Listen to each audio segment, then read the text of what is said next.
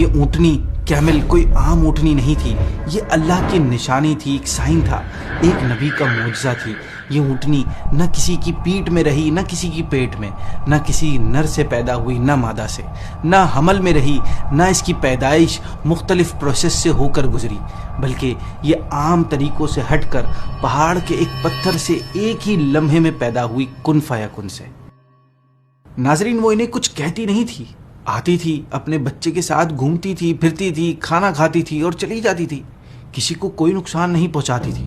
اس کا جرم صرف اتنا تھا کہ وہ پانی زیادہ پیتی تھی۔ اس وجہ سے ان ظالموں نے اس بے زبان جانور کو، ایک ماں کو بے دردی سے قتل کر دیا، جس پر اللہ پاک کا عذاب آیا اور وہ پوری قوم تباہ و برباد کر دی گئی۔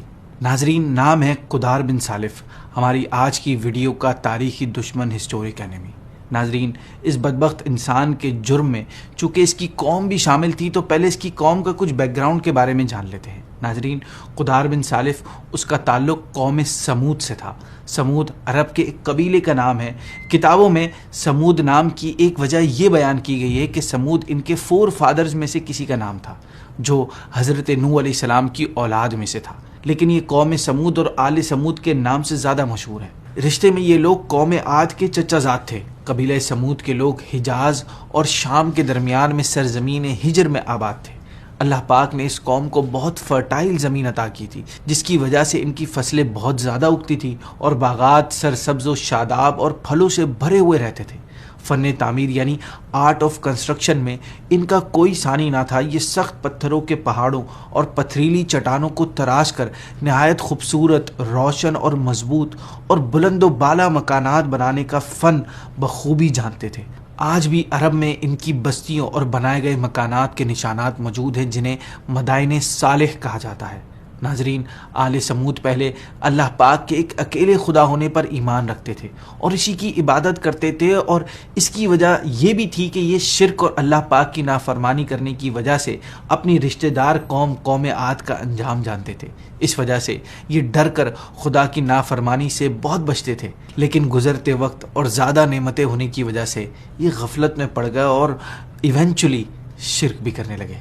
اس کی صورت یہ بنی کہ ایک عرصے بعد ان کی قوم کے کچھ لوگوں نے پتھروں کو تراش کر کے عجیب و غریب شکلوں کے بت بنائے، پھر مختلف نام رکھ کر انہیں خدا کا شریک ٹھہرایا، اور پھر اللہ پاک کی عبادت چھوڑ کر یہ ان بتوں کی پوجا کرنے لگ گئے۔ پھر آہستہ آہستہ ان کو فالو کرتے ہوئے قوم کے کچھ لوگوں کے علاوہ سب کے سب ان بتوں کی پوجا کرنے لگے۔ ایک عرصے تک قوم سمود اللہ کے ساتھ شرک کرتی رہی، پھر اللہ پاک نے انہیں اس سے نجات دلانے اور ہدایت کے راستے پر دوبارہ لانے کے لیے اپنے نبی حضرت صالح علیہ السلام کو ان میں رسول بنا کر بھیجا۔ آپ علیہ السلام حضرت نوح علیہ السلام کے پوتے ارم کی اولاد میں سے تھے۔ آپ علیہ السلام نے قوم کو صرف اللہ وحدہ لا شریک کے خدا ہونے پر ایمان لانے اور صرف اسی کو عبادت کے لائق سمجھنے کی دعوت دی۔ قوم نے آپ کی دعوت سن کر آپ کو رپلائی کیا کہ اے صالح، اس تبلیغ سے پہلے ہماری تم سے بہت امیدیں جڑی ہوئی تھی کہ تم اپنی قابلیتوں اور اچھی عادات کی وجہ سے ہماری قوم کے سردار بنو گے، لیکن افسوس تمہاری باتیں سن کر ہماری امیدیں خاک میں مل گئیں۔ تم ہمیں ان بتوں کی پوجا سے مت روکو جن کی ہمارے باپ دادا پوجا کرتے چلے آئے ہیں، اور جس توحید کی طرف تم بلا رہے ہو یہ ہماری سمجھ سے باہر ہے۔ ناظرین، آپ علیہ السلام نے قوم سمود کو اللہ پاک کی نعمتیں یاد دلا کر بھی سمجھایا کہ اپنے اوپر خدا کی نعمتوں کی کثرت تو دیکھو اور اپنے اعمال دیکھو، ناشکری کے راستے پہ چل کر فسادی مت بنو، بلکہ خدا کی نعمتوں کو یاد کر کے اطاعت اور بندگی کا راستہ چنو۔ آپ علیہ السلام کی دعوت اور نصیحت سن کر لوگ آپس میں اختلاف کر کے 2 گروپس آپس میں بڑھ گئے۔ ایک گروپ ایمان لانے والوں کا جو آپ علیہ السلام پر ایمان لے آیا، اور دوسرا گروپ اپنے شرک پر ڈٹے رہنے والوں کا۔ جب قوم نے پیار محبت سے بھی اسلام کا راستہ نہ چنا تو آپ علیہ السلام نے قوم کو ایمان لا آنے پر عذاب الہی سے ڈرایا۔ عذاب الہی کا سن کر قوم نے کہا، اے صالح، اگر تم واقعی رسول ہو تو وہ عذاب لے آؤ جس سے تم ہمیں ڈرا رہے ہو۔ جس کے بعد قوم سمود کے علاقوں میں ایک عرصے تک بارش نہ ہوئی اور لوگ قحط کا شکار ہو کر بھوک سے مرنے لگے۔ ناظرین، حضرت صالح علیہ السلام قوم کو اللہ پاک پر ایمان لانے اور شرک چھوڑنے کی تبلیغ و نصیحت میں مصروف رہتے تھے۔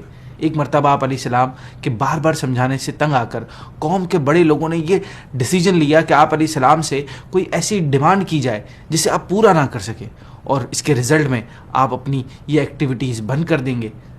ایک دن قبیلے کے لوگ اپنی مجلس میں جمع تھے کہ اسی دوران آپ علیہ السلام بھی وہاں تشریف لے آئے اور آپ نے ہمیشہ کی طرح انہیں اللہ پر ایمان لانے اور شرک چھوڑنے کی دعوت دی اور عذاب الہی سے ڈرایا۔ یہ موقع غنیمت جان کر سرداروں نے آپ علیہ السلام سے ڈیمانڈ کر دی کہ اگر آپ واقعی اللہ کے رسول ہیں تو اس پہاڑ، یعنی ایک پہاڑ کی طرف انہوں نے اشارہ کر کے کہا کہ اس پہاڑ کی چٹان سے ایک ایسی اونٹنی نکال دیجئے جو 10 مہینوں کی حاملہ یعنی پریگننٹ ہو، 7 طاقتور بھی ہو، خوبصورت بھی ہو اور ہر قسم کی برائی اور عیب سے بچی ہوئی ہو، اور پلس یہ کہ وہ نکلتے ہی بچہ پیدا کرے۔ ناظرین، اتنی کنڈیشنل ڈیمانڈ ہونے کے باوجود بھی آپ علیہ السلام نے ان سے پوچھا کہ اگر میں تمہاری ڈیمانڈ پوری کر دوں تو کیا تم لوگ ایمان لے آؤ گے؟ سب نے وعدہ کرتے ہوئے کہا کہ ہماری یہ ڈیمانڈ پوری ہو گئی تو ہم سب ضرور اللہ پاک کے اکیلے خدا ہونے اور آپ کے رسول ہونے پر ایمان لے آئیں گے اور شرک چھوڑ دیں گے۔ ناظرین، ان کے وعدہ کرنے کے بعد آپ علیہ السلام نے 2 رکعت نماز پڑھ کے اللہ پاک سے دعا کی اور اس چٹان کی طرف اشارہ فرمایا تو اسی وقت چٹان پھٹی اور اس میں سے ایک انتہائی خوبصورت، تندرست اور اونچے قد والی اونٹنی نکل آئی جو حاملہ تھی، اور نکل کر اس نے ایک بچہ بھی جنا۔ آپ علیہ السلام کا یہ حیرت بھرا اور زبردست معجزہ دیکھ کر ایک سردار تو اپنے خاص لوگوں کے ساتھ آپ علیہ السلام پر ایمان لے آیا، جبکہ دوسرے لوگوں نے سرداروں کے بہکاوے میں آ کر اپنے وعدے سے پھر گئے اور وہ ایمان لانے سے انکار کر کے کفر پر ہی قائم رہے۔ اس کے بعد یہ اونٹنی اپنے بچے کے ساتھ میدانوں میں چرنے پھرنے لگی۔ آپ علیہ السلام نے قوم کو اس اونٹنی کے بارے میں کچھ ہدایات دیں، کچھ انسٹرکشن دی کہ اسے بری نیت کے ساتھ ہاتھ مت لگانا، نہ مارنا اور نہ قتل کرنا۔ کھانے پینے کے بارے میں آپ نے فرمایا کہ اسے اس کے حال پر چھوڑ دو تاکہ یہ اللہ کی زمین میں جہاں چاہے چرتی رہے۔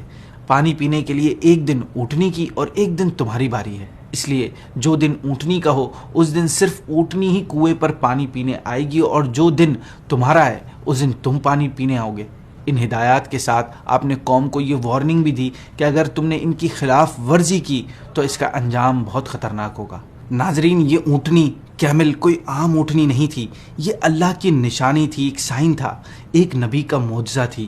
یہ اونٹنی نہ کسی کی پیٹھ میں رہی، نہ کسی کی پیٹ میں، نہ کسی نر سے پیدا ہوئی، نہ مادہ سے، نہ حمل میں رہی، نہ اس کی پیدائش مختلف پروسیس سے ہو کر گزری، بلکہ یہ عام طریقوں سے ہٹ کر پہاڑ کے ایک پتھر سے ایک ہی لمحے میں پیدا ہوئی، کن فیکن سے۔ اس کا معاملہ یہ تھا کہ ایک دن یہ پانی پیتی تھی اور دوسرے دن پوری قوم سمود۔ حیرانی کی بات یہ ہے کہ جس دن یہ پانی پیتی تھی اس دن سارا کا سارا پانی یہ اکیلے ہی پی جاتی تھی، ایک قبیلے کے برابر، اور اس کے پینے کے دن اس کا دودھ نکالا جاتا تھا اور وہ اتنا ہوتا تھا کہ پورے قبیلے کو کافی ہو جاتا تھا۔ جس دن یہ پانی پیتی تھی اس دن کوئی جانور اور پرندہ وہاں سے پانی نہیں پیتا تھا۔ اس کی یہ ساری باتیں معجزات اور حضرت صالح علیہ السلام کے سچے نبی ہونے کی دلیل تھی۔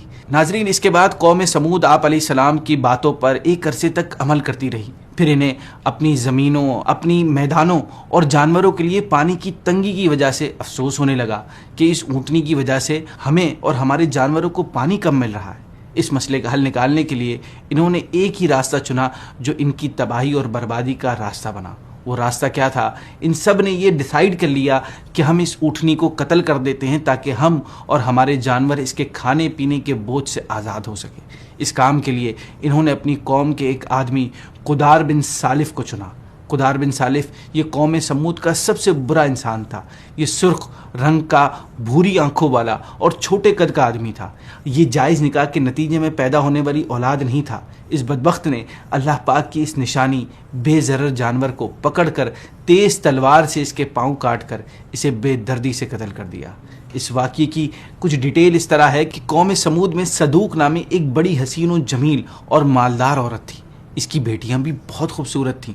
حضرت صالح علیہ السلام کی اونٹنی سے اس کے جانوروں کو کھانے پینے میں مشکل ہوتی تھی، تو اس لیے اس نے قدار کو بلا کر کہا کہ اگر تو نے اونٹنی کو ذبح کر دیا تو میری جس بیٹی سے چاہے نکاح کر لینا۔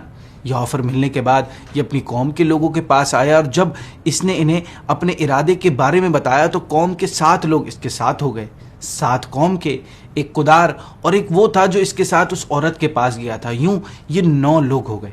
یہ لوگ مل کر اونٹنی کی تلاش میں نکلے اور پھر ایک جگہ اسے پا کر قدار نے پہلے تو اونٹنی کے چاروں پاؤں کاٹ ڈالے اور پھر اسے ذبح کر دیا۔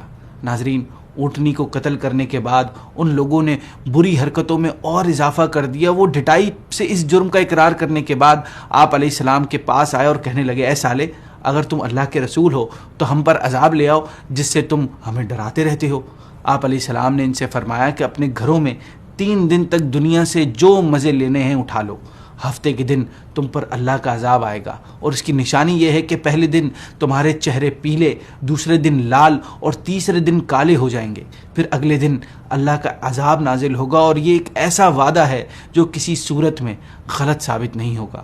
ناظرین، شہر حجر میں اونچے خاندانوں کے 9 لوگ فساد پھیلانے میں آگے تھے۔ ان میں سردار کا نام قدار بن سالف تھا، اور یہی وہ شخص تھا جس نے اونٹنی کے پاؤں کاٹے اور اسے ذبح کیا تھا۔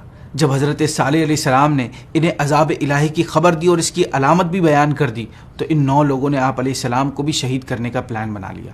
یہ سب قسمیں کھا کر کہنے لگے کہ ہم رات کے وقت حضرت صالح علیہ السلام کے گھر پر حملہ کر کے انہیں ان کے گھر والوں کے ساتھ شہید کر دیں گے۔ اس کے بعد اگر آپ علیہ السلام کے کسی وارث نے قصاص یا دیت کی ڈیمانڈ کی تو کہہ دیں گے کہ ہم نے نہ تو قتل کیا ہے، نہ ہی ہمیں قاتل کے بارے میں کچھ پتہ ہے۔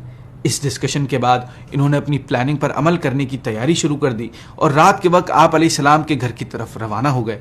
حضرت عبداللہ بن عباس رضی اللہ تعالیٰ عنہ فرماتے ہیں کہ اللہ پاک نے اس رات حضرت صالح علیہ السلام کے مکان کی حفاظت کے لیے فرشتے بھیج دیے۔ جب یہ لوگ ہتھیار باندھ کر اور تلواریں لے کر آپ علیہ السلام کے دروازے پر پہنچے تو فرشتے نے انہیں پتھر مارے۔ وہ پتھر ان لوگوں کو لگتے لیکن مارنے والے نظر نہ آتے۔ انہیں اتنے پتھر مارے گئے کہ یہ سب کے سب وہیں ہلاک ہو گئے۔ اس طرح یہ 9 بدبخت جن میں قدار بھی شامل تھا، یہ سب کے سب عذاب آنے سے پہلے ہی اپنے انجام کو پہنچ گئے۔ اس کے بعد جب مہلت کے دن آئے تو حضرت صالح علیہ السلام کے فرمان کے مطابق قوم کے لوگوں کے چہرے پہلے دن پیلے، دوسرے دن لال اور تیسرے دن کالے پڑ گئے۔ اور جب آپ علیہ السلام کی دی ہوئی مہلت ختم ہوئی تو وہ کہنے لگے، اب تک جو صالح نے کہا ہے وہ سب سچ نکلا ہے، آگے دیکھو کیا ہوتا ہے۔ سو چوتھے دن یہ لوگ خوشبو لگا کر تیار ہو کر اور بیٹھ کر انتظار کرنے لگے کہ دیکھو کون سا عذاب آتا ہے۔ عذاب کا انتظار کرنے والے یہ بے وقوف اسی طرح بیٹھے تھے کہ صبح ہوتے ہی اچانک ایک خوفناک اور زوردار چیخ اور کڑک کی آواز سنائی دیتی ہے اور زمین زلزلہ آ جاتا ہے زمین میں۔ اب بھاگتے پھرتے اور بچنے کی کوشش کرتے ہیں، مگر اب کون بچ سکتا تھا؟ سب کے سب اس چیخ کی آواز اور زلزلے سے ہلاک ہو کر اپنے انجام کو پہنچ جاتے ہیں۔ ناظرین، قوم سمود پر نازل ہونے والے عذاب کی شدت کا عالم یہ تھا کہ مضبوط اور توانا ہونے کے باوجود عذاب کے وقت نہ تو یہ وہ لوگ بھاگ سکے، نہ ہی مقابلے میں کھڑے ہو سکے۔ ان کی کوئی چیز انہیں اللہ کے عذاب سے نہیں بچا سکی۔ عذاب کے بعد اس بستی کی یہ حالت تھی کہ گویا وہ کبھی وہاں رہتے ہی نہ تھے۔ ناظرین، یہ حال ہوا قدار بن سالف اور اس کی بدبخت قوم کا۔ عذاب دیکھنے کے بعد انہوں نے اپنے کاموں پر شرمندگی ہوئی، مگر اس وقت شرمندگی بے فائدہ تھی کیونکہ اللہ کا فیصلہ آ چکا تھا۔ وہ فیصلہ تھا ان کی تباہی اور بربادی کا، اور دنیا کے لیے ایک ایگزامپل بنانے کا فیصلہ۔